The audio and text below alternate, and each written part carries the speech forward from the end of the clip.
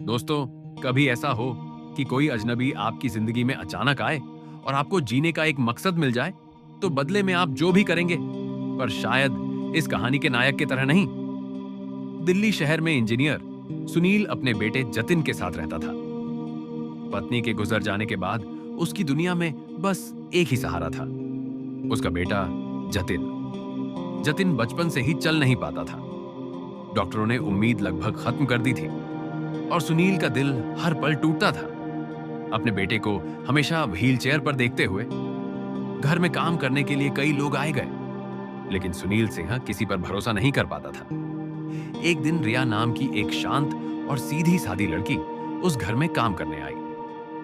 रिया धीरे धीरे घर के कामों के साथ जतिन की देखभाल भी करने लगी। वह देखती कि जतिन खिड़की से बाहर बच्चों को खेलते हुए देखता है और आंखों में एक छिपी हुई तड़प होती है। एक दिन रिया ने उससे पूछा, आप चलना नहीं चाहते? जतिन ने हल्की हंसी में कहा, कौन नहीं चाहता, लेकिन मैं नहीं चल सकता, डॉक्टरों ने कह दिया है। उस दिन पहली बार रिया ने जतिन की ओर ऐसे देखा जैसे वह उसकी मजबूरी नहीं, उसकी छिपी हुई ताकत देख रही हो। उसी शाम उसने सुनील सिंह से कहा, वो जतिन को चलाने की कोशिश करवाना चाहती है। सुनील पहले तो चौंका, फिर बोला कि डॉक्टर हार मान चुके हैं, तो तुम क्या कर पाओगी? लेकिन रिया ने बस इतना कहा कि कभी कभी दवा नहीं, किसी का यकीन इलाज बनता है। अगले ही दिन से रिया ने जतिन की थेरेपी शुरू कर दी। वह उसके पैरों की हल्की मालिश करती, उसे सहारा देकर खड़ा होने की कोशिश करवाती। कई बार जतिन गिर जाता, दर्द से चिल्ला उठता, लेकिन रिया हमेशा उसके साथ होती और उसका कंधा थाम कर कहती, डरो मत, मैं हूं ना। 3-4 हफ्तों में जतिन के पैरों में हल्की हरकत आने लगी। सुनील यह सब देखता रहता। उसे हैरानी होती कि जो अब तक नहीं हुआ, उसमें कैसे नई जान आ रही है। धीरे धीरे घर का माहौल बदलने लगा। अब उम्मीद की हल्की हल्की किरणें दिखाई देने लगी।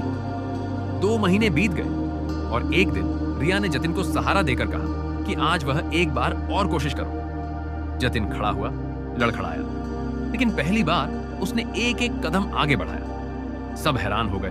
उस छोटे से कदम ने पूरे घर को हिला दिया। रिया की आंखें भर आईं और सुनील, जो पीछे खड़ा सब देख रहा था, खुशी से बेटे को गले लगा लिया।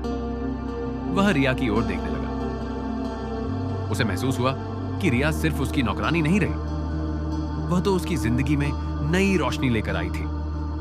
दिन बीतते गए और रघुवीर की भावनाएं रिया की ओर बढ़ती चली गई।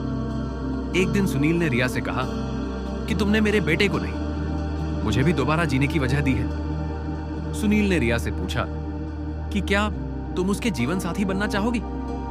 रिया एक साधारण लड़की थी और सामने उसका मालिक।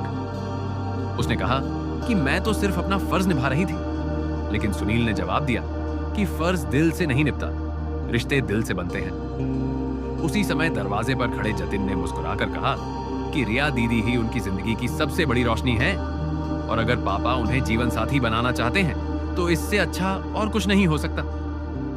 रिया भी मान गई। सुनील और जतिन को पत्नी मां के साथ साथ फिर से जीने की उम्मीद मिल गई। दोस्तों, कहानी अच्छी लगी हो तो चैनल को लाइक, सब्सक्राइब और शेयर जरूर करें।